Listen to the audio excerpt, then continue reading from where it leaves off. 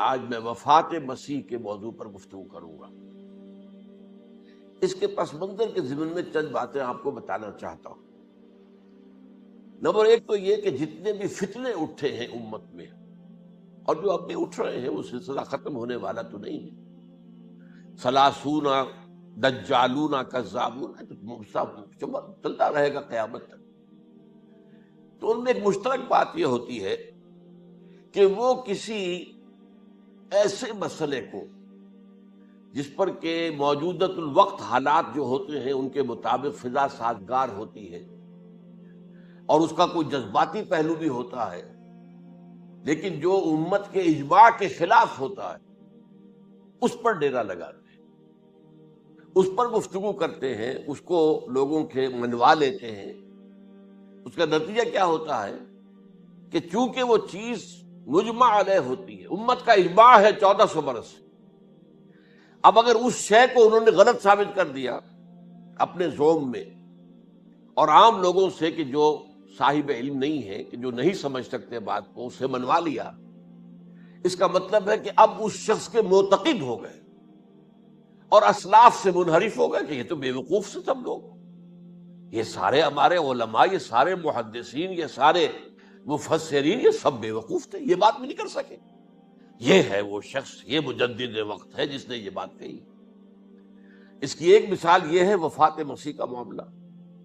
اس کی ایک مثال میں آپ کو دیتا ہوں، دوسرا فطرہ، وہ بھی غلام احمد کے نام سے شروع ہوا، غلام احمد پرویز۔ وہ یتیم پوتے کی وراثت کا یہ مسئلہ لے کر کھڑا ہو گیا۔ جیسے یہ غلام احمد قادیانی وفات مسیح کا کیسے ہو سکتا ہے کہ ہمارے نبی جو ہے وہ تو فوت ہو کر زیر زمین دفن ہو گئے، اور یہ عیسیٰ جو ہے یہ آسمان پر اٹھا لیے، کیسے ممکن ہے؟ اب ظاہر بات ہے عام آدمی جو ہے مسلمان، جس کی حضور سے محبت ہے، حضور کی دل میں تعظیم ہے، عظمت ہے، عقیدت ہے، وہ اس جال میں پھنس جائے گا۔ پھر وہ اپنے دلائل کے ساتھ اس کو جو ہے وہ، اور چونکہ ماحول بھی جو میں سب عرض کروں گا کہ اس کے موافق ہو جاتا ہے اس وقت۔ غلام احمد پرویز نے کیا کہ یتیم پوتے کا مسئلہ، اب یہ اجماع ہے، اگر کسی شخص کا کوئی بیٹا اس کی زندگی میں فوت ہو جائے تو اس کا وراثت میں حصہ نہیں ہوتا، وراثت ہوتی ہے انہی میں جو اس کی موت کے وقت موجود، بیٹے ہوں بیٹیاں ہوں۔ اب اگر جو فوت شدہ بیٹا ہے اس کے کوئی یتیم بچے ہیں، تو اب اس میں بڑی ایک جو ہے دلیل، اور دیکھیے جی یتیم بچے بیچارے وہ محروم ہو گئے، یتیم بچوں کا تو زیادہ حق ہونا چاہیے۔ تو یہ تو قانون جو ہے، اگر یہ اس پر اجماع ہے تو پھر وہی بات کہ یہ سب بے وقوف لوگ تھے، اور یہ تو بڑے سخت دل اور سنگ دل لوگ تھے جنہوں نے یہ بات گھڑ رکھی ہے۔ یہ میں نے آپ کو دو مثالیں دے دی۔ اب ظاہر بات ہے کہ جو اسلام کا قانون میراث ہے، قانون وراثت ہے، اس کے کچھ بنیادیں ہیں، اس کے کچھ اصول ہیں، ان اصولوں پر وہ کھڑا ہے، اور اس کے مطابق جو فیصلہ ہے وہ ہے۔ تو بہرحال یہ میں نے آپ کو مثال دی ہے کہ کسی ایسے مسئلے کو لے کر اس پر ڈیرا لگا لینا، مورچہ بنا لینا، اس سے اپنی عقیدت پیدا کر لینا، اسلاف سے برگشتہ کر لینا کہ یہ کوئی لوگ سمجھدار نہیں تھے، یہ بے وقوف لوگ تھے، جاہل لوگ تھے۔ اچھا، اب اسی پس منظر میں سمجھیے کہ 19ویں صدی کے اواخر میں کیا صورتحال ہندوستان میں ہو گئی تھی۔ انگریز آ گیا تھا، اور 1857 کے بعد اس کی براہ راست حکومت قائم ہو گئی تھی۔ اس سے پہلے 1757 سے 1857 تک جو بھی حکومت تھی، ایک تو پورے ہندوستان پر نہیں تھی، لیکن یہ کہ جو بھی تھی وہ ایسٹ انڈیا کمپنی کی تھی، تاج برطانیہ کی نہیں تھی۔ 1857 کے بعد حکومت قائم ہو گئی۔ اب ظاہر بات ہے کہ جب انگریزوں نے فتح کیا ہمیں، تو ہم پر رعب طاری ہوا کہ نہیں؟ پھر جو زندہ قومیں ہوتی ہیں ان میں کچھ اچھے اوصاف ہوتے ہیں، ان کے اندر فرض شناسی ہے، ان میں دیانت داری ہے۔ انگریز ڈپٹی کمشنر تھا، 9 بجے کا وقت ہے تو ٹھیک 9 بجے دفتر میں موجود ہوگا۔ ہمارے لوگ جو آ رہے ہیں لیٹ آرام سے، لیکن یہ ہے کہ ان کی یہ چیزیں جو ہوتی تھی، پھر بات اگر کی ہے تو اس کو پورا کیا ہے، اس حوالے سے ان کا رعب ہوتا ہے۔ اسی طور پر اس زمانے میں ایک صورت یہ پیدا ہو گئی کہ نیوٹن کی فزکس آ گئی، اور معلوم ہوا کہ یہ تو گویا کہ آسمان کی وحی سے بھی زیادہ معتبر ہے۔ سائنس سے جو بات ثابت ہو جائے بس وہ حق ہے، اور جو ثابت نہ ہو سکے وہ ایسے ہی ہے، وہ تو گویا کہ اوہام ہے، ان کی کوئی حیثیت نہیں۔ اب اس زمن میں کیا ہوا، اس وقت جو ہے سر سید احمد خان ایک شخصیت ابھری۔ انہوں نے جب دیکھا کہ اسلام کی بہت سی چیزیں جو ہیں وہ سائنٹیفک یا سائنٹیفک جو انداز فکر ہے اس میں فٹ نہیں بیٹھتی. یہ فرشتے کس بلا کا نام ہے؟ سائنس تو نہیں بتاتی اب. لہذا انہوں نے کہا فرشتہ کوئی نہیں ہے. یہ فورسز آف دی نیچر کو فرشتہ کہہ دیا گیا. یہ جن کیا بلا ہوتے؟ کوئی جن ون نہیں ہے. وہ تو سائنس کی اس میں تو نہیں آتے، دکھائی نہیں دیتے، کوئی جن نہیں. یہ تو جو مشتعل مزاج کے لوگ ہوتے ہیں انسان، ان کو جن کہہ دیا گیا کہ وہ آگ سے پیدا ہوئے. جیسے ہم کہہ دیتے ہیں فلاں شخص غصے میں آگ بگولا ہو گیا، تو وہ آگ تھوڑی ہو جاتا. یہ تو استعارہ ہے. اس طرح یہ جو معجزات ہیں یہ کوئی شے نہیں، ان کی بھی فزیکل توجیحات. یہ حضرت موسیٰ جب پار ہوئے اپنی قوم کو لے کر سمندر کے، تو یہ کوئی معجزہ نہیں تھا. یہ کوئی حضرت موسیٰ کی ضرب کی وجہ سے پھٹا نہیں تھا سمندر، بلکہ وہ تو مد و جزر کا معاملہ تھا. جس وقت سمندر اترا ہوا تھا، جزر میں تھا، تو موسیٰ اپنی قوم کو لے کر گزر گئے. جب فرعون آیا اپنے لشکر کے ساتھ تو سمندر مد پر آ گیا، چڑھایا، لہذا وہ ہلاک ہو گئے. تو معجزات کا انکار، ان تمام کے اندر ایسی فضا پیدا ہو گئی تھی کہ جو عقلی اور سائنٹیفک، عقلی سے آگے بڑھ کر، ایک تو عقلی ہوتا منطقی، ایک ہے عقلی سائنٹیفک، کہ اس کے حوالے سے جو چیز اسلام کی فٹ نہیں بیٹھی. جیسے کہ آپ کہتے ہیں round peg in a square hole اور square peg in a round hole. اب اسکوئر پیگ ہے، راؤنڈ ہول ہے، تو آپ کو اس کے کونے تراشنے پڑیں گے تب وہ اس ہول میں جائے گا. لہذا انہوں نے وہ کونے تراشے، اسی کے طرز پر پھر چلے ہیں. جو آپ کو معلوم ہے علامہ مشرقی، انہوں نے بھی جب شروع کیا اپنا دھندا، تو ان کے پہلے کتابچے کیا تھے؟ مولوی کا غلط مذہب نمبر 1، مولوی کا غلط مذہب نمبر 2، مولوی کا غلط مذہب نمبر 3. چھوٹے چھوٹے کتابچے شائع کر رہے ہیں. مولویوں سے علماء سے برگشتہ کر دیے. اب معلوم ہوا کہ یہ شخص ہے مجدد وقت، یہ مولویوں شولویوں کے پاس تو کچھ نہیں ہے. اسی کا معاملہ پھر وہ انکار حدیث کی شکل میں آیا، جن میں کہ ایک بڑی شخصیت جو ہے وہ غلام احمد کی، غلام احمد پرویز، کیونکہ اللہ تعالیٰ نے اسے صلاحیت دی تھی، اچھا انشا پرداز تھا، لکھنا اچھا آتا تھا، بولتا بھی اچھا تھا. تو ظاہر بات ہے فتنہ وہی شخص پیدا کر سکتا ہے جو باصلاحیت ہو. جس میں کوئی صلاحیت نہیں وہ کیا فتنہ پیدا کرے گا؟ وہ نہ دنیا میں کوئی ترقی کرے گا، نہ دین میں کرے گا، نہ فتنہ انگیزی کر سکے گا. وہ تو جیسا بھی ہے معاملہ عام معمول جو ہے لوگوں کا، جیسی بھیڑ چال چل رہی ویسے چل جائے گا. تو اس فضا میں اصل میں غلام احمد پرویز نے جو ڈیرا لگایا وہ وفات مسیح پر تھا. یہ سب غلط ہے. یہ کہ مسیح زندہ آسمان پر اٹھا لیے گئے، کیسے ممکن ہے؟ ممکن ہے یہ کوئی الہونی بات ہے؟ سائنس اس کو مان سکتی ہے؟ وہ تو اصل میں ٹھیک ہے. ان کا کہنا کیا ہے کہ مسیح کو سولی تو چڑھایا گیا تھا، لیکن وہ اس پر مرا نہیں، فوت نہیں ہوا، موت واقع نہیں ہوئی. پھر جب اس کو اتار لیا گیا تو وہ زخمی تھا، مجروح تھا، لیکن تھا زندہ. پھر اس کو غار میں رکھ دیا گیا. پھر اس کے جو معتقدین تھے انہوں نے اس کی مرہم پٹی کی، اس کا علاج کیا. پھر وہ ٹھیک ٹھاک ہو کر پھر وہ وہاں سے چلا گیا، وہاں چھوڑ گیا اپنے اس شہر کو، یروشلم کو، اور اس ملک کو، فلسطین کو. اور پھر وہ آ گیا کشمیر میں، اور کشمیر میں وہ فوت ہوا. اس کی قبر موجود ہے. کسی قبر کی کوئی پرانی بوسیدہ قبر کا نام جو ہے فلاں قبر جو ہے وہ عیسیٰ ابن مریم کی. یہ ہے سارا معاملہ. اب ظاہر بات ہے کہ چونکہ ایک انسان کا زندہ آسمان پر اٹھایا جانا، وہ جو سائنسی ذہن ہے وہ اس کو نہیں مانے گا. چاہے قرآن مجید کے اندر تو خرق عادت اور بھی بہت سے ہیں. آخر اصحاب کہف 300 برس تک سوتے نہیں رہے. یہ کوئی سائنس کے حساب کتاب سے صحیح ہے؟ یا یہ ہے کہ حضرت عزیر علیہ السلام 100 برس تک مردہ رہے پھر زندہ کر دیے گئے؟ ان کا گدھا بھی زندہ کر دیا گیا جیسا کہ سورہ بقرہ میں آیا، لیکن ان کا کھانا جو ہے وہ صحیح رہا، اس کو مسا نہیں، اس میں کوئی بدبو نہیں آئی. تو واقعات ہوتے ہیں ایسے. اللہ تعالیٰ جو چاہے کرے. خرق عادت ٹھیک ہے، فطری قانون جو بھی ہے، جو لاز آف دی نیچر اللہ نے بنائے ہیں اور اس کے مطابق ہی دنیا چل رہی ہے. لیکن اللہ تعالیٰ کے ہاتھ ٹوٹ نہیں گئے، بند نہیں ہو گئے، اختیار ختم نہیں ہو گیا. میں کیا کروں؟ میں تو قانون بنا بیٹھا، اب تو میں کچھ نہیں کر سکتا. میں تو قانون بنا چکا ہوں کہ آگ جلاتی ہے. اب اگر ابراہیم کو آگ میں ڈال دیا تو میں تو نہیں بچا سکتا، اس لیے کہ قانون ہے، وہ میرا بنایا ہوا قانون.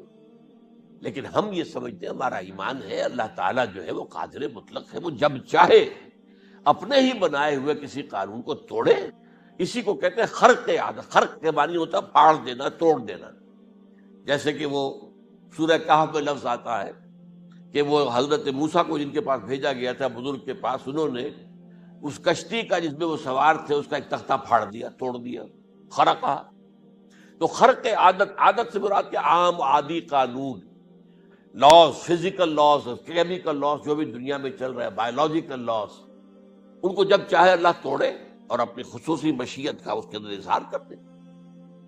اب اس سلسلے میں جو میں نے آیات آپ کو سنائی ہیں اور اسی طرح کی کچھ اور آیات بھی ہیں، ان میں قادیانی نے اور قادیانیوں نے اصل ڈیرا لگایا ہے لفظ وفات پر. اصل میں یہ لفظ کیا ہے جو لوگ عربی زبان سے واقف نہیں، ان کو بڑی آسانی، وفات وفات وفات، یہ تو آ گیا. توفیتو، توفیتا، متوفی کا، اے موسیٰ میں تمہیں وفات دے دوں گا. اے اللہ جب تو نے مجھے وفات دے دی تو وفات تو قرآن میں ہے. پھر اس کے ہوتے ہوئے یہ مفسرین کو کیا ہو گیا؟ ان کا دماغ خراب ہو گیا تھا. یہ تمام محدثین جو ہیں اتنی عقل بھی نہیں تھی. تو یہ وہ بات جو میں پہلے بیان کر چکا ہوں. اب میں آپ کو بتاتا ہوں اصل میں عربی زبان کا قاعدہ. عربی زبان کے اندر ایک سے حرفی روٹ ہوتا ہے، اس سے الفاظ بنتے چلے جاتے ہیں. مختلف خانوں میں پانی ہے، پانی کو آپ نے گلاس میں ڈال دیا، کوئی اور شیپ ہو گئی. کپ میں ڈالا، کوئی اور شیپ ہو گئی. اب تشت میں ڈالا، کوئی اور شیپ ہو گئی. شیپ تو بدل جائے گی، ہے تو وہی کا وہی پانی. تو اسی طریقے سے مثلاً میں مثال دے رہا ہوں آپ کو. علم یعلم، علم، کسی شے کو جان لیا. علم یعلم اعلامن، کسی کو کچھ بتا دیا.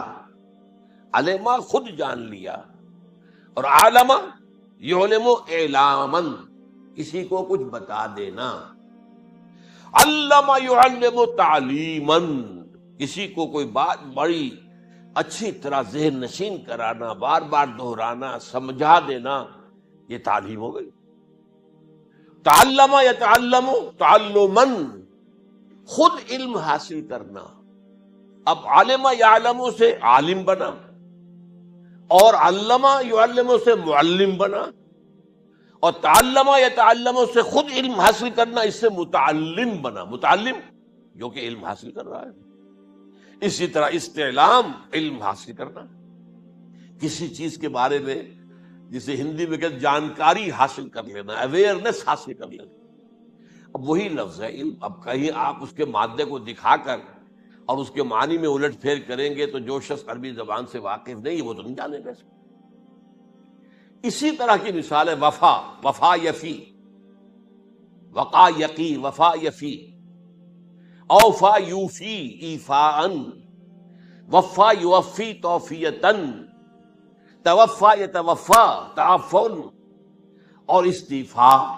یہ اسی طریقے سے میں نے مثال آپ کو دے دی. وفا یفی کے مادے سے اس مصدر سے کوئی لفظ قرآن میں نہیں آیا، لیکن اردو میں آپ کو معلوم ہے نا، بڑا پیارا مصرع ہے. وہ وعدہ ہی کیا جو وفا ہو گیا. بھئی وعدہ وفا کرو، وعدہ پورا کرو. اس کے معنی ہے پورا کر دینا، کسی کو کوئی چیز پوری دے دینا. اور اس کے بعد اوفا یوفی، اس کے معنی بھی وہی ہے، بھرپور. اس سے بنے گا اوفو بعہدی اوف بعہدکم. یہ جو سورہ بقرہ کے 5ویں رکوع میں آیا ہے، یہودیوں تم میرے عہد کو پورا کرو تو میں تمہارے عہد کو پورا کروں گا. تم میرے عہد کو پورا کرو. میں نے تم سے عہد لیا تھا کہ جو رسول نبی امی آئیں گے، نبی رسول امی، اس کو تمہیں ماننا ہے، اس کا ساتھ دینا ہے. اوفو بعہدی، اب اس عہد کو پورا کرو. اوف بعہدکم، تو میں تمہارے ساتھ برکات خیرات جیسی پہلے رہی ابھی باقی رکھوں گا. وفا یوفی، پورے اہتمام سے پورا کر دینا، کسی کو دے دینا چیز پورے اہتمام کے ساتھ. جیسے علم یعلم، پورے اہتمام کے ساتھ درجہ بدرجہ ایک بات ذہن نشین کرنا. یوفی، اس کا جیسے وَإِبْرَاهِيمَ الَّذِي وَفَّى، ذرا اس ابراہیم کا تذکرہ کرو جس نے سارے تقاضے جو اللہ کے تھے پورے کر دیے، بھرپور. جو امتحان آیا اس میں وہ ثابت قدم نکلے. توفا یا توفا، یہ آیا کسی شے کو پورا پورا لے لینا. اب ایک ہے پورا پورا دے دینا، ایک ہے پورا پورا لے لینا، ایک ہے کسی کو علم دینا، علم یعلم تعلیما، کسی کو پورا دینا، وفا یوفی توفیتن، کسی سے علم حاصل کرنا، تعلم یتعلم تعلما، کسی سے پورا پورا لے لینا ہے، توفا یتوفی، اور اسی طرح استیفاء، کسی سے پورا لے لینا۔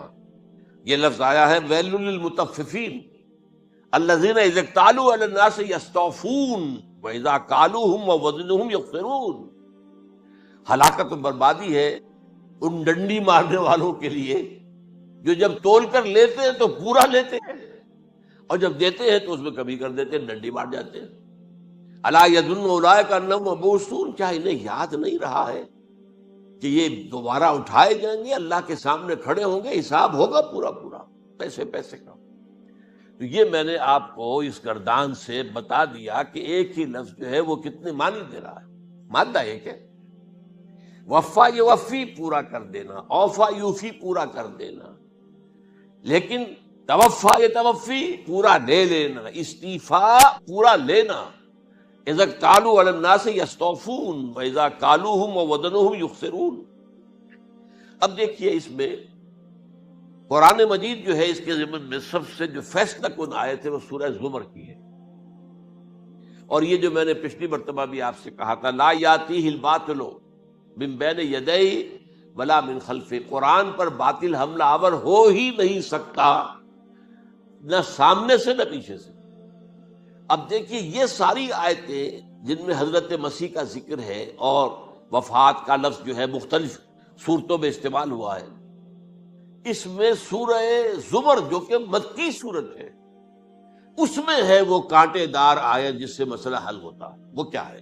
وہ میں نے آپ کو سنائی ہے، اللہ یتوفی الانفس حین موتہا، اللہ قبض کر لیتا ہے، لے لیتا ہے نفس کو اس کی موت کے وقت، واللتی لم تمت فی منامہا، اور جس کے مرنے کا وقت نہیں آیا، مرا نہیں ہے، اس کی نیند میں لے لیتا ہے، فیمسک التی قطع علیہ الموت، تو جس پر موت کا فیصلہ ہو چکا ہے اس کو تو روکے رکھا ہے، موت کے وقت لیا اور روکے رکھا، اور ویرسل اخرى الی اجل مسمى، اور جو دوسرے ہیں جن کی موت کا وقت نہیں آیا ان کو مؤخر کر دیتا ہے، واپس کر دیتا ہے، لوٹا دیتا ہے۔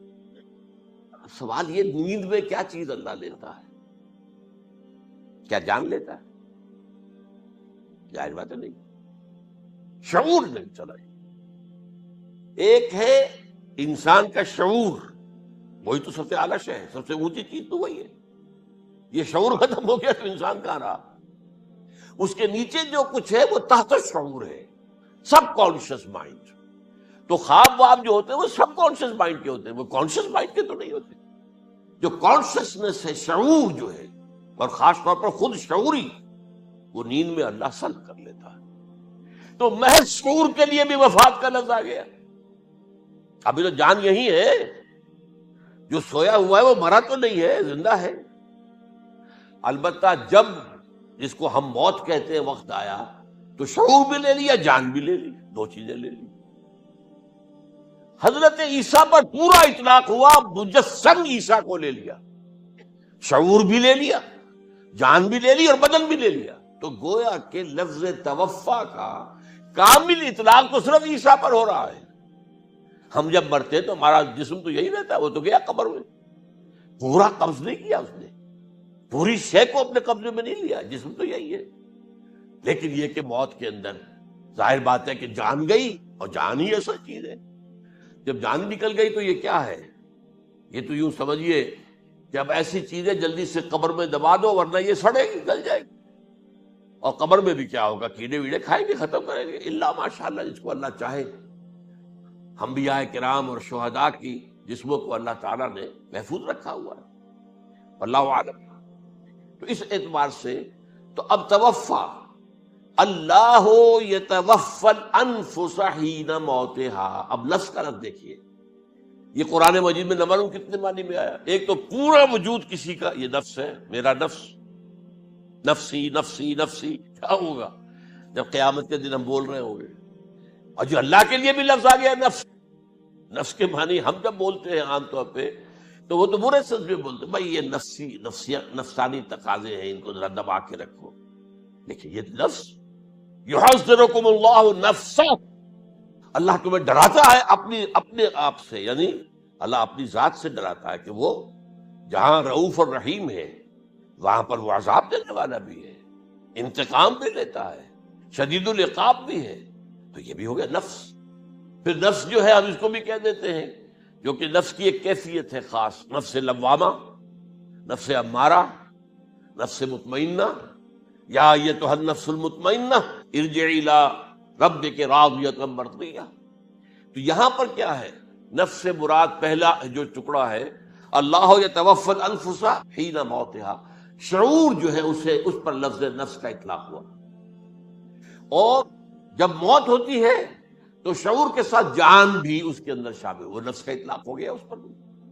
اور اصل میں لفظ توفا جو ہے اس کا حقیقی مفہوم اگر پورا ہوا ہے اس معنی میں کہ پورا کا پورا لے لینا، تو وہ تو صرف حضرت مسیح علیہ السلام کے بارے میں ہے. شعور جمع جان جمع جسم، وہ سب کے سب اللہ تعالیٰ نے. تو یہ اصل میں اس آیت کے اوپر جو ان لوگوں نے زور لگایا ہے اس میں اس اعتبار سے کہ یہ لفظ وفات جو ہے اس کے اوپر جو ہے عام طور پر وفات کے معنی ہے موت ہے. حالانکہ قرآن مجید میں موت کا لفظ بھی تو آیا ہے نا، ان موتہا واللتی لم تمت، یہ سارے الفاظ موت کا لفظ بھی تو آتا ہے نا. لیکن یہ کہ وفات کا لفظ بھی ہے، کوئی شک نہیں ہے. حضور کی وفات ہو گئی، فلاں کی وفات ہو گئی، یہ بھی ہے، لیکن یہ اس کا ایک استعمال ہے. وفا یفی، اوفا یوفی، وفا یوفی، توفا یتوفی، استیفا یستعفی، یہ سارے الفاظ اسی سے وفا کے لفظ سے بن رہے ہیں. اب یہ کہ اس کے ضمن میں عقلی بات آپ کے سامنے رکھنا چاہتا ہوں. یہ تو میں نے آپ کے سامنے اس لفظ کے حوالے سے، کیونکہ سارا ڈیرا اس لفظ پر ہے ان کا. دیکھیے پہلی بات عقلی طور پر یہ ہے جو قرآن سے ثابت ہے، رسول کبھی قتل نہیں ہو سکتا اور رسول کبھی مغلوب نہیں ہو سکتا. اس میں فرق ہے نبی اور رسول کا. نبی قتل ہو سکتا ہے، رسول قتل نہیں ہو سکتا.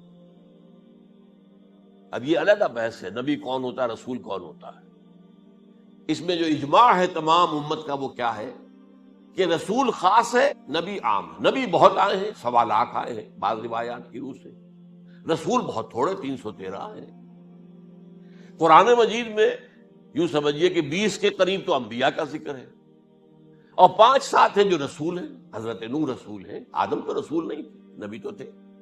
حضرت شیش رسول تو نہیں تھے، نبی تو تھے. حضرت ادریس رسول تو نہیں تھے، نبی تو تھے.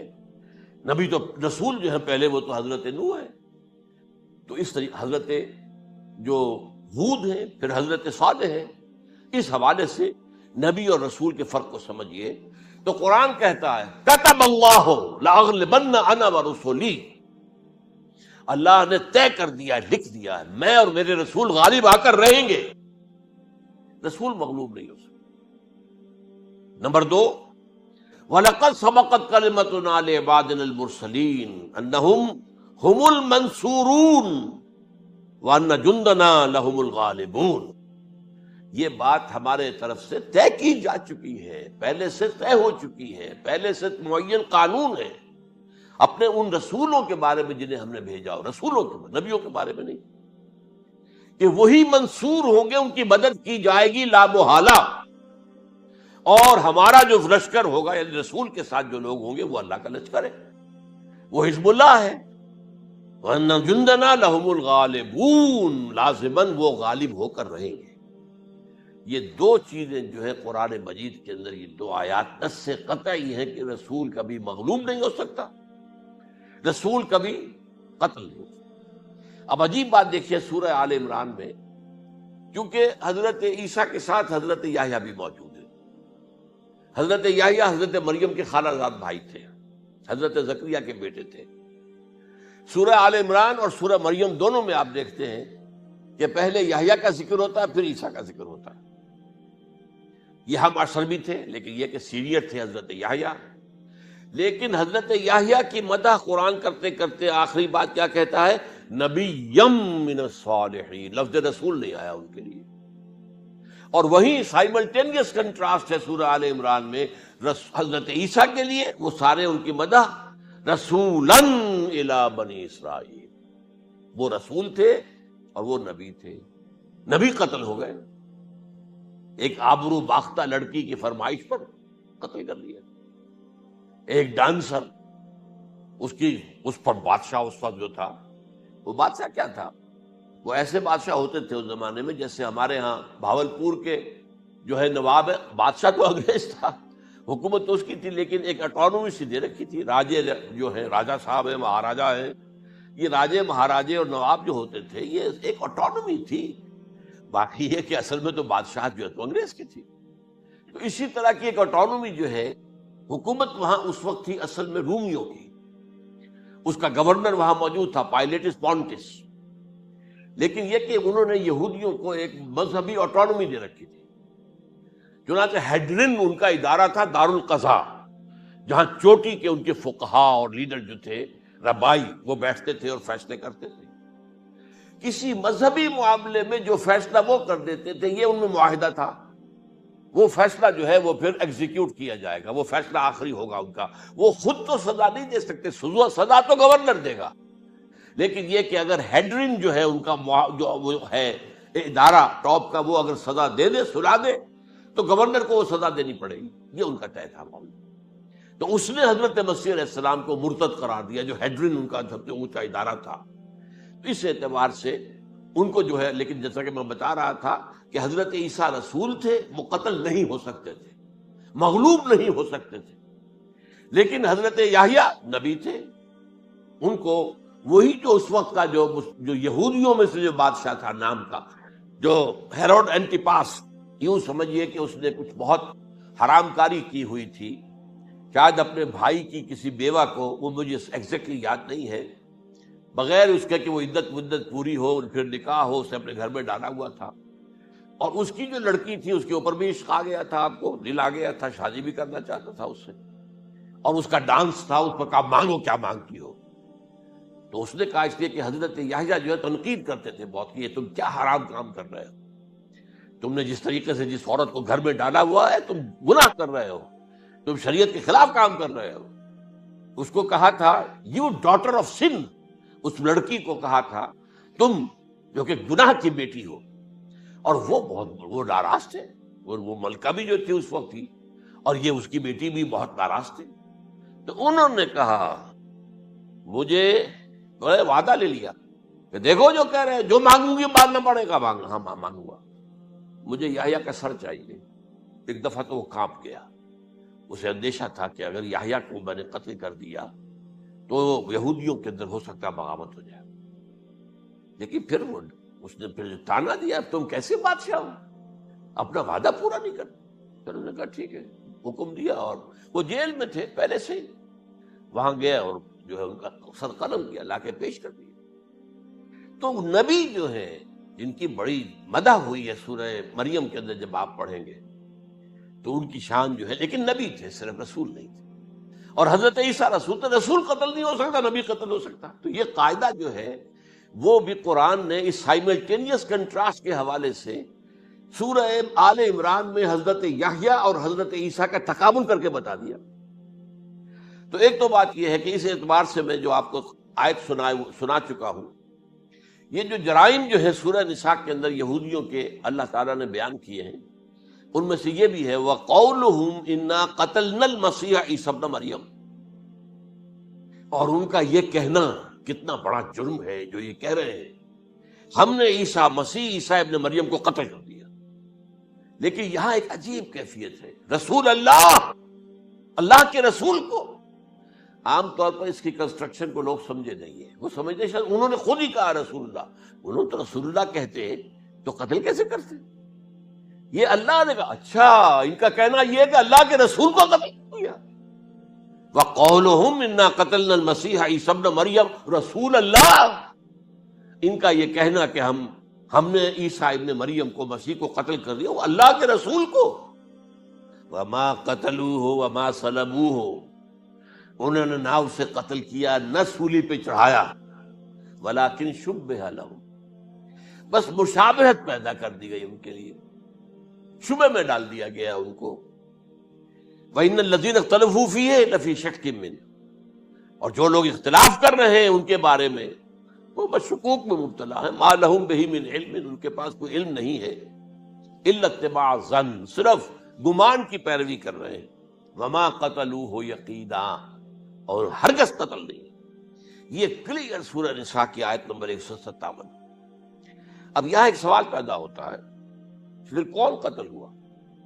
واقعہ تو ہوا ہے، سولی کا واقعہ ایک ہسٹوریکل واقعہ ہے، پھر کون صلیب پہ چڑھا؟ حضرت عیسیٰ تو صلیب پر نہیں چڑھ سکتے، اس لیے کہ صلیب کی موت کو سمجھا جاتا تھا بہت ذلت کی موت ہے، بہت حقارت کی موت ہے، بہت ملعون موت ہے۔ تو جب عیسیٰ مغلوب نہیں ہو سکتے تو صلیب پہ کیسے چڑھا دیے جائیں گے؟ قتل ہونا تو بعد میں ہوگا نا، پہلے تو آپ صلیب پر لٹکائیں گے اس کو نا، تب وہ جب مرے گا تو کہیں گے قتل بھی ہو گیا، ہم نے قتل کر دیا۔ صلیب کیا ہوتی تھی یہ معلوم ہے آپ کو؟ ایک لمبی لکڑی، ایک جو ہے ٹرانسفرس آ جائے گی اس کے اوپر، اور اس میں سے یہ ہے کہ اس کے دونوں، ایک شخص کے جو ہے دونوں ہاتھ وہ نیل کر دیے جاتے تھے، یہ جو اوپر جو ہے کراس کا جو نشان ہے وہ کیلیں ٹھوک کر لگا دیے گئے، اور پاؤں دونوں جو ہے وہ پیروں کے اندر کیلیں ٹھوک کر وہ اس لمبی لکڑی کے ساتھ جو نیچے سے آ رہی ہے اس میں لگا دیا۔ اب وہ بلیڈنگ ہو رہی ہے، اس کا جو حال ہے پتلا ہو رہا ہے، اس کا رفتہ رفتہ سسک سسک کر مرتا ہے نا، اسی لیے اسے کہتے ہیں بڑی ملعون موت ہے۔ ایک ہے آپ نے پھانسی دی کسی کو، ایک جھولا جھولتا ہے مر گیا، ختم ہو گیا۔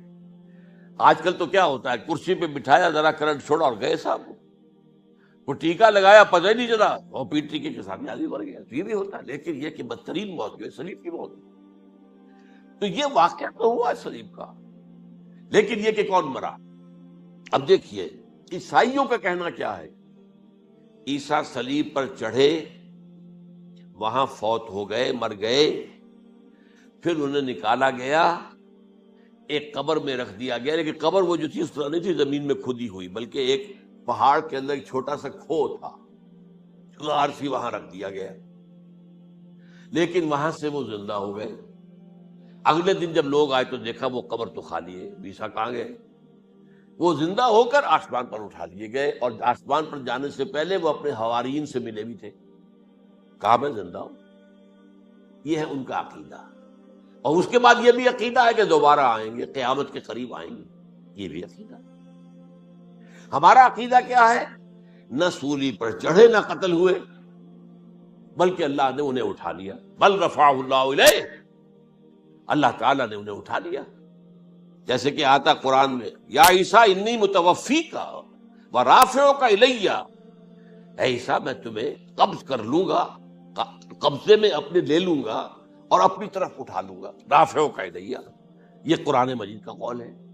البتہ یہ ہمارا بھی عقیدہ ہے کہ وہ دوبارہ آئیں گے، وَإِنَّهُ لَعِلْمٌ لِلسَّاعَةِ، وہ قیامت کی ایک عظیم ترین نشانی ہوں گے کہ جب وہ آئیں گے، اور اس کے بعد جو ہے یا جو اینٹی کرائسٹ ہوگا، کہ جو کہ جھوٹا عیسیٰ ہوگا، جھوٹا دعویٰ کرے گا، جسے کہ مسیح الدجال کہا گیا، اس کے ساتھ مقابلہ ہوگا، اسے قتل کریں گے، اور تمام یہودی اس کے بعد قتل ہو جائیں گے، جو بھی اس وقت تک کفر پر قائم رہیں گے۔ اگر ان میں سے کوئی اس وقت حضرت عیسیٰ پر ایمان لے آئے تو وہ شاید بن جائے۔ بہرحال یہ ہے یہود، ان کا جو ہے قادیانیوں کا وہ عقیدہ کیا ہے، سولی پر تو چڑھا، گویا کہ ذلت والی بات تو ہو گئی، مغلوب تو ہو گیا، قرآن کی نفی اس پہلے کیوں، وما صلبوہ وما قتلوہ، تو گویا کہ سولی پر چڑھ گیا تو وہ بدترین جو ہے تکلیف، مصیبت، مشقت، وہ ساری تو آ گئی، مغلوبیت تو آ گئی، لیکن یہ کہ اس کے بعد کہتے ہیں مرا نہیں، وہ ابھی وہ سسک ہی رہا تھا کہ اتار دیا گیا۔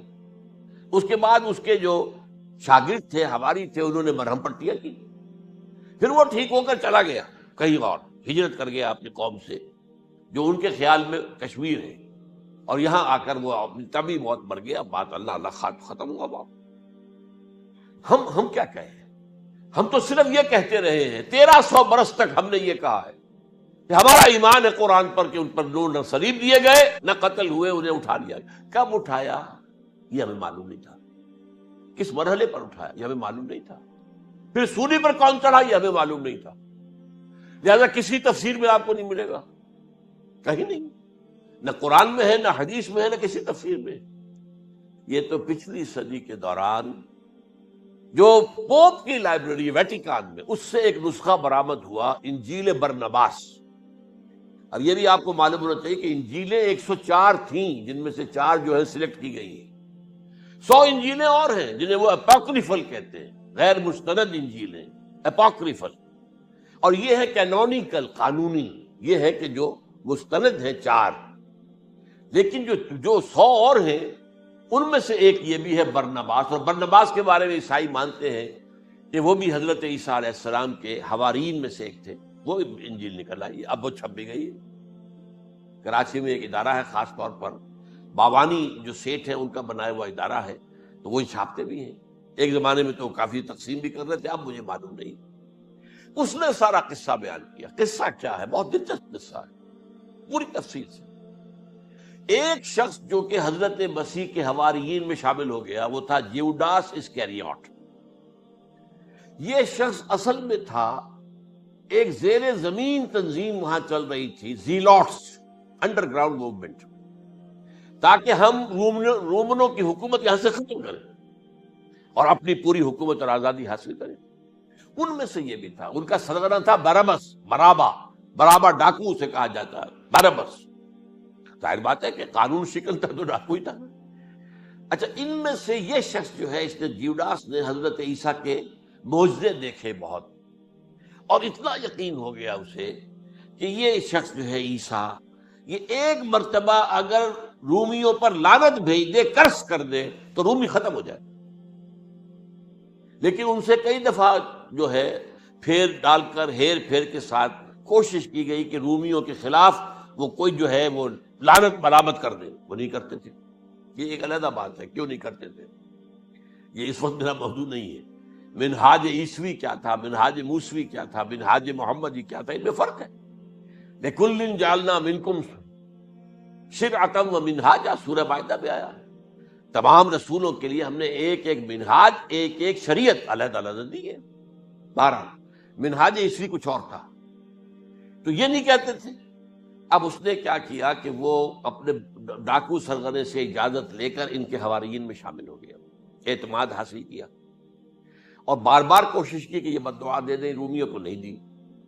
اب اس نے سوچا کہ انہیں اگر ذاتی طور پر تکلیف پہنچے گی تو زبان سے کلمہ نکل ہی جائے گا نا، کوئی لعنت کا۔ اس نے پکڑوایا حضرت عیسیٰ کو، کیونکہ جب یہ فیصلہ ہو گیا تھا ان کے قتل کا، ہیڈرن جو ہے ادارہ وہ دے چکا تھا، اس کا فتویٰ تھا یہ واجب القتل ہے، یہ مرتد ہے، لہذا اس کو قتل کر دیا جائے۔ اور یہ فیصلہ جو ہے وہ رومی گورنر تک پہنچایا جا چکا تھا۔ رومی گورنر نے یہاں تک کہا، یہ سینٹ جو متی کی انجیل ہے اس میں موجود ہے، بھائی ہمارے پاس تو اس کا کوئی جرم نہیں ہے، ہمارے ہاں کوئی ایسی بات اس کی نہیں ہے جس سے کہ ہم اسے واجب القتل قرار دیں۔ ان کا نہیں، ہمارا حکم ہے، ہمارا فیصلہ تمہارا طے ہے کہ مذہبی معاملے میں کوئی فیصلہ ہمارا ہوگا تو تمہیں جو ایگزیکیوٹ کرنا ہوگا۔ بہرحال اس وقت حضرت مسیح روپوش ہو گئے گرفتاری سے بچنے کے لیے۔ ایک باغ میں تھے وہ، وہاں پر رات کے وقت انہوں نے اپنے حواریین کے ساتھ لاسٹ سپر کہتے ہیں اس کو، لاسٹ سپر، کھانا کھایا، آخری کھانا تھا۔ اور اس کے بعد اس نے فرمایا، آج کی رات تم میں سے ایک میرے خلاف غداری کرے گا۔ یہ کہہ کر حضرت مسیح تو ایک کوٹھڑی میں چلے گئے، جو ہوتی ہے باغ کے اندر، کوئی کھرپے ورپے جو ہے، کوئی وہاں پہ کسیاں رکھی ہوئی، تو اس میں خود جا کر عبادت میں مصروف ہو گئے۔ اپنے حواریین سے کہا کہ تم بھی عبادت۔ وہ حواریین سو گئے۔ اب یہ اسکریوٹ جو ہے یہ اٹھا، یہ گیا رومیوں سے جا کر کہا، میں پہنچا دیتا ہوں عیسیٰ تک، پکڑوا دیتا ہوں، آؤ میرے ساتھ۔ 30 ان کے آدمی آئے، مجھ سے کہا باغ کے باہر کھڑے رہو تم، میں اندر جاؤں گا، تھوڑی دیر کے بعد تم آنا، جسے میں کہوں اے میرے استاد، پکڑ لینا اسی کو۔ یعنی رومنس کو معلوم نہیں تھا کہ یہ کون ہے عیسیٰ، لیکن یہ کہ یہ تو یہودیوں کو معلوم تھا نا سب کچھ۔ ہوا کیا کہ وہ جب اندر آیا ہے اور کوٹھڑی میں داخل ہوا، اسی وقت اس کی شکل بدل دی گئی حضرت مسیح کی، شبہ لہم، مشابہت پیدا کر دی گئی، شبیہ بدل دی گئی، اور چھت پھٹی، 4 فرشتے اترے اور حضرت مسیح کو لے کر آسمان پر چلے گئے۔ تو گرفت باہر آیا وہ، تو جیسے ہی وہ یہ باہر آیا وہ باقی ہماری جان جان گئے، اے ہمارے استاد، اسی وقت جو ہے وہ رومی داخل ہو گئے تو پکڑ لیا۔ تو اصل میں گرفتار ہوا ہے برنباس کی انجیل کے مطابق جیوڈاس اسکریوت، وہ سولی چڑھا ہے۔ لعنتی موت اس پر آئی، کیوں آئی ہے؟ غداری کی اس نے، بٹرے کیا حضرت مسیح علیہ السلام کو، تو وہ تو مستحق تھا، کوئی ظلم نہیں تھا۔ اگر عیسیٰ کی جگہ کسی اور کو دے دیا جاتا ایسے ہی کسی کو پکڑ کر، تو وہ تو ظلم ہو جاتا نا، اس کا تو کوئی جرم نہیں تھا، تو یہ تو واقعی مجرم تھا۔ وہ سولی چڑھا ہے اور حضرت عیسیٰ کو اٹھا لیا۔ یہ ہے وہ ساری تفصیل جو کہ انجیل برنباس کے اندر موجود ہے۔ The gospel of our Lord according to Saint Barnabas, یہ اس کا نام ہے۔ ایونجیلیم برنابے، یہ جو ہے یونانی زبان میں اس کا نام ہے یا لیٹن میں۔ بہرحال یہ ہے معاملہ۔ تو پہلی بات تو یہ ہے کہ عقلی طور پر رسول نہ مغلوب ہو سکتا ہے نہ قتل ہو سکتا ہے، ہمارا عقیدہ ہے، وہاں ماں صلبوہ و ماں قتلوہ۔ لیکن یہ کہ اگر یہودی، اگر جو قادیانی مانتے ہیں سولی چڑھ گئے تو صلیب تو ہو گئی، قرآن کی نفی تو ہو گئی، ہاں مرا نہیں، یہ دوسری بات ہے۔ دوسری بات یہ ہے کہ رسولوں کے باب میں اللہ کا قانون کیا ہے؟ اگر کسی قوم کی طرف رسول کو بھیجا اور اس قوم نے بحیثیت مجموعی انکار کر دیا، رد کر دیا، ریجیکٹ کر دیا، پوری قوم ہلاک، اور رسول اور اس کے جو چند ساتھی ایمان لے آتے تھے وہ وہاں سے ہجرت کر کے چلے جاتے۔ لیکن ہجرت کر کے جاتے تھے تو اس کے بعد کسی اور مقام پر کریں گے اہل نظر تازہ بستیاں آباد، پھر وہاں پر ایک قوم انہوں نے جو ہے اپنا مرکز بنایا، ایک نئی امت کھڑی ہو گئی۔ اس کی سب سے بڑی مثال کیا ہے؟ قوم عاد ختم ہوئی حضرت ہود علیہ السلام کو ریجیکٹ کرنے کے باعث، ہلاک کر دی گئی۔ حضرت ہود علیہ السلام اپنے ساتھیوں کو لے کر، یہ قوم عاد تھی عرب کا جزیرہ نما عرب کے جنوبی علاقے کے اندر، جو اب صحرا ہے، بہت بدترین صحرا ہے، الربع الخالی جسے کہتے ہیں، خالی ہے، وہاں کوئی زندگی کے آثار ہے ہی نہیں، نہ کوئی پتیاں ہیں، نہ کوئی گھاس ہے، نہ کوئی انسان ہے، نہ کوئی حیوان، کچھ نہیں۔ الربع الخالی، بدترین صحرا ہے۔ وہ صحرا ایسا ہے کہ اس کے اندر کوئی چیز ٹکتی نہیں ہے، جو چیز اوپر ہوگی وہ دھستی چلی جائے گی، اندر چلی جائے گی۔ ورنہ عام صحرا کے اندر ریت کے اوپر اونٹ بھی چلتا ہے، انسان بھی چلتے ہیں، لیکن اس میں نہیں۔ تو یہاں پر قوم عاد جو ہے آباد تھی، اور اب جو ہے وہ سیٹلائٹ سے دیکھ لیا گیا ہے کہ قوم عاد کا جو بڑا بادشاہ تھا شداد، اس نے جو جنت بنائی تھی وہ موجود ہے زیر زمین، اسی صحرا کے نیچے دفن شدہ موجود، جس کو کہا گیا ہے الم تر کیف فعل ربک بعاد ارم ذات العماد التی لم یخلق مثلها فی البلاد۔ ایسے ایسے ستونوں والا جیسے پہلے دنیا میں بنے ہی نہیں تھے۔ وہ قوم عاد تھی، بڑی زبردست قوم تھی، قوم جبارین، لیکن یہ کہ اس کے بعد ہلاک ہو گئی۔ اب حضرت ہود اپنے مسلمان ساتھیوں کو لے کر نکل گئے، جزیرہ نما عرب کے مغربی کونے میں جا کر، شمال مغربی کونے میں آباد ہو گئے۔ وہاں ایک نئی قوم پیدا ہوئی، سمود۔ اب یہ اسلامی بستی بن گئی، لیکن اس کے اندر بھی پھر بعد میں زوال آیا، پھر وہاں نبی بھی آئے، لیکن اس کے بعد یہ کہ آخری رسول بھیجے گئے حضرت صالح، اور وہ بھی ہلاک ہوئے کیونکہ حضرت صالح کو انہوں نے رد کر دی۔ تو یہ میں نے مثال دی ہے آپ کو کہ رسول جو ہے وہ وہاں سے اگر ہجرت کرتا ہے تو ہجرت کر کے وہ یہ نہیں جان بچا کے جا کے گمنامی میں کہیں مر گیا، وہ تو جا کر اپنے ساتھیوں کو لے کر جائے گا، اور جا کر جو ہے وہاں پر جو ہے ایک نئی جگہ پر آباد ہوگا، ایک نئی تہذیب ابھرے گی۔ تو یہ تو نہیں ہوا، یہ گمنام ہو کر آ کر کشمیر میں مر گیا تو اس کی کیا حیثیت ہوئی؟ حضرت عیسیٰ علیہ السلام یا تو اگر ہجرت کرتے، یا جب انہیں معلوم ہو گیا تھا کہ میرے قتل کا فتویٰ ہو گیا ہے، تو آپ وہاں سے ہجرت کر سکتے تھے، لیکن اپنے ساتھیوں کو تو لے کر جاتے نا، اپنے حواریین کو لے کر جاتے، اور کہتے ہیں 12 حواریین کے علاوہ اور بھی کوئی 70 کے قریب لوگ تھے جو ان پر ایمان لائے تھے، ان کو لے کر جاتے، کسی جگہ جا کر آباد ہوتے، وہاں ایک نئی جو ہے بستی بنتی، وہاں مسلمانوں کی ایک آبادی ہوتی۔ تو ان میں سے تو کوئی شے بھی نہیں ہوئی، بات ہی ختم ہوئی۔ لہذا عقلی طور پر بھی یہ بات ثابت نہیں ہو سکتی، خلاف عقل ہے، قرآن کے اصولوں کے خلاف ہے کہ وہ سولی چڑھے ہوں لیکن مرے نہ ہوں، پھر اتر گئے تو مرم پٹی کر دی۔ اچھا، کیا رومنوں کو اور یہودیوں کو پتہ نہیں چلا کہ مریم پٹی ہو رہی ہے اس کی اور عیسیٰ مرا نہیں ہے؟ اگر ان کے پتہ چل جاتا تو کیا وہ چھوڑ دیتے؟ اب مرہم پٹی کے بغیر تو 12 جو شخص سولی پر لٹکا رہا ہے وہ تو تقریباً مردہ ہی ہوتا ہے نا، وہ کہ چلیے ہو سکتا ہے کہ کوئی ایسا امکان ہو کہ اس کی نبض ابھی چل رہی ہو اور وہ اتار لیا جائے اور مرہم پٹی کر لی جائے تو بچ جائے، لیکن یہ کہ پھر اس کے بعد وہ اگر وہاں سے ہجرت کرتے تو وہاں سے وہ اپنے حواریین کو لے کر جاتے اور کسی نئی جگہ پر جا کر آباد ہوتے۔ ان دونوں اعتبارات سے یہ بات ناقابل قبول ہے، ناقابل یقین ہے۔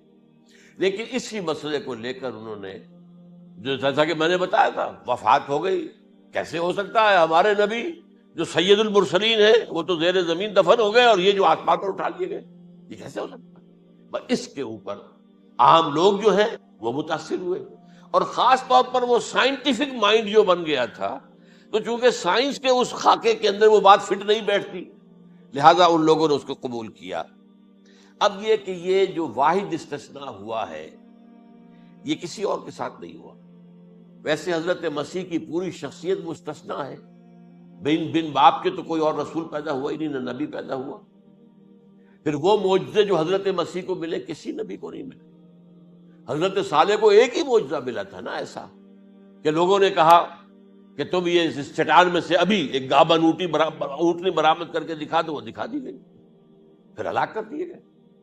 لیکن جو اور معجزے حضرت مسیح کو دکھائے وہ بچپن میں بولے ہیں، گود میں تھے یا پگوڑے میں تھے، بولے ہیں انی عبد اللہ آتانی الکتاب وجعلنی نبیا۔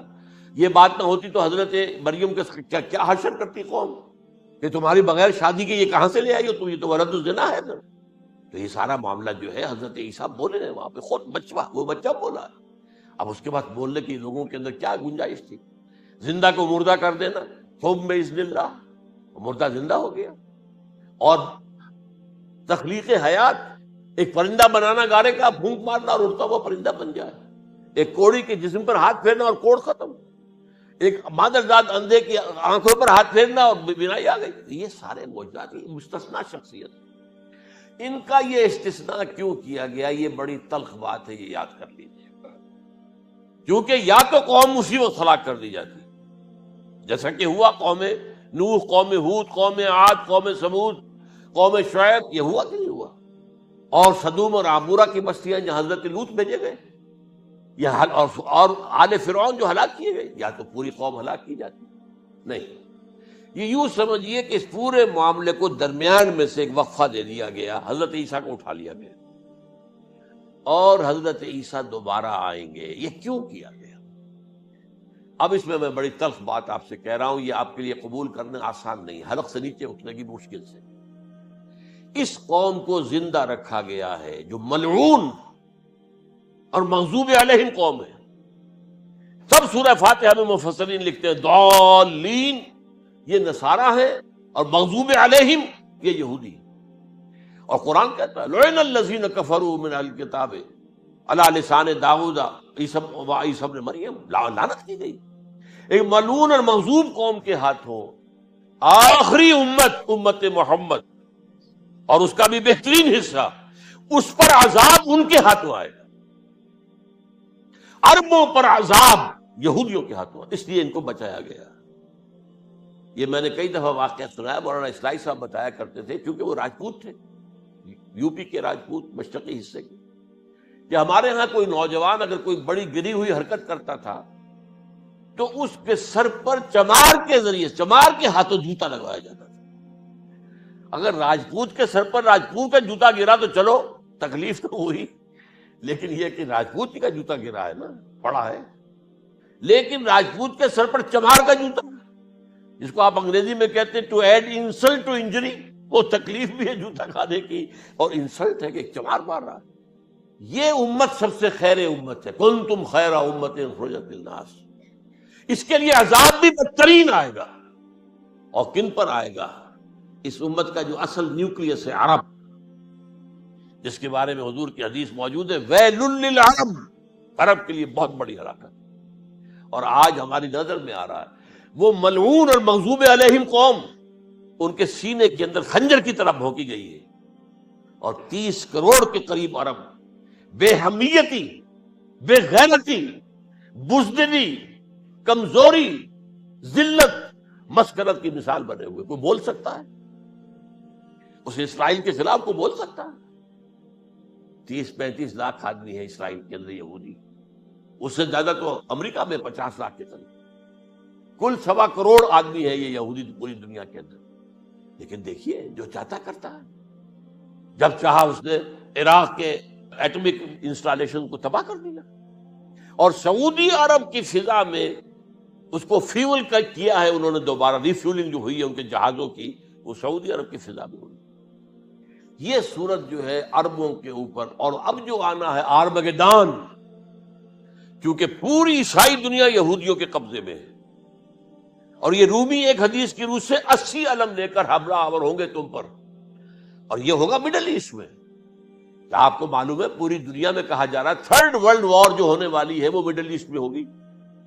اور میں ٹوائنبی کا قول آپ کو سنا چکا ہوں، 1950 کا قول ہے اس کا. یہ اس وقت تک تو سوال ہی پیدا نہیں ہوتا تھا. سارا تصادم جو ہو رہا تھا وہ ایک طرف روسی اور اس کے ساتھی تھے، روس اور اس کے ساتھی، دوسری طرف یہ مغربی یورپ اور امریکہ تھا.